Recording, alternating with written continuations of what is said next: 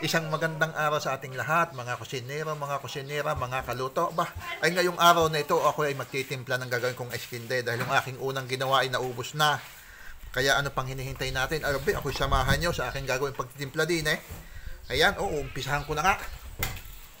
Uunahin muna natin yung kasaba. Ito, kasaba. Yan.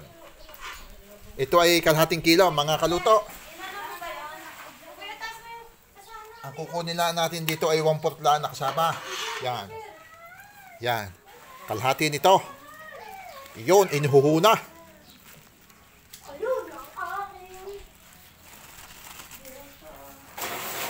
Yan, anong nangyari na? Tapos, isusunod na natin itong ating asukal. Wala ka kayong wali? Ito ay kalahating kilo na puti. Meron ng wali? Ating iuhuna yung kalahating kilo. Yan. Tapos, isasabay na natin itong gata. Bali itong gatang ito, mga kaluto, ay bali 1/4 ito. Yan, ito ay para ang ating eskinde ay maging malinamnam.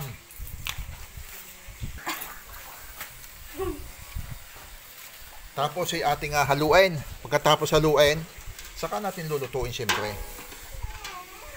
At ang apoy nito, mga kaluto, ay kailangang banayad lang, hindi yung mainit. Dahil kapag sobrang init, ito ay magbubuo-buo. Yan. At ang gatas ay saka natin ilalagay. At saka yung mga flavor natin ilalagay kapag ito ay ating nahango na. Yan. Halo, halo, halo. Hanggang sa magsawa, hahalo. Ayun. Atin tutunawing maigi yung ating refinado o sugar white. Tikman mo nga. Ako titikin.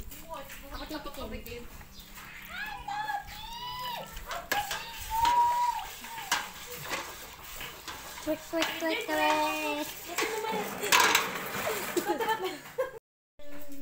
Nadagdagan natin ang sugar at dahil medyo kulang pa ang ating tamis, lagyan natin ng 1/4 pa para maging kalahating kilo, ay 1 kilo.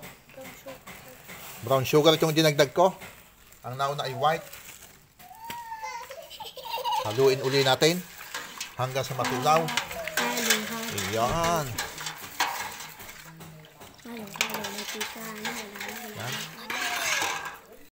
Yun. Atin na itong lulutuin. Ang apoy nito, mga kaluto, ka lang mahina lang. Kung banay lang ang kanyang lingas.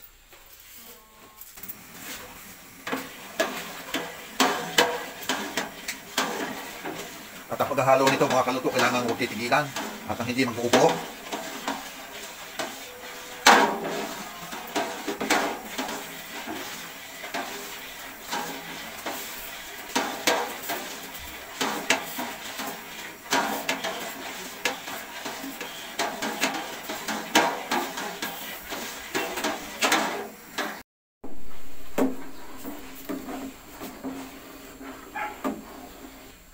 Yon, mga kaluto. Malapot na ito. Pwede na ito. Yan, Pwede na natin itong hanguin. Atin muna palalamigin bago natin ilagay ang gatas. At saka yung flavor na ilalagay natin, mga kaluto. Atin muna itong papalamigin. Okay na ito.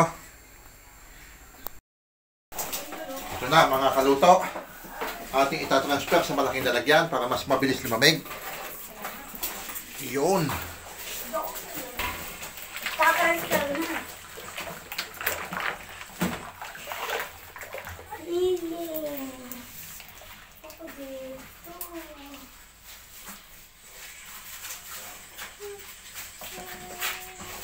Okay na.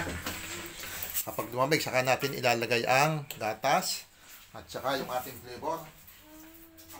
Yan, pwede na natin itong lagyan ng isang latang condense. Dahil malamig-lamig na.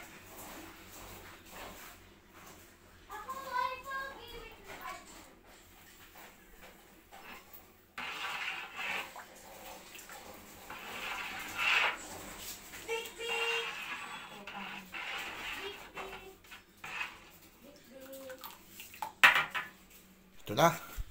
Ihuhulog na natin tong ating avocado powder.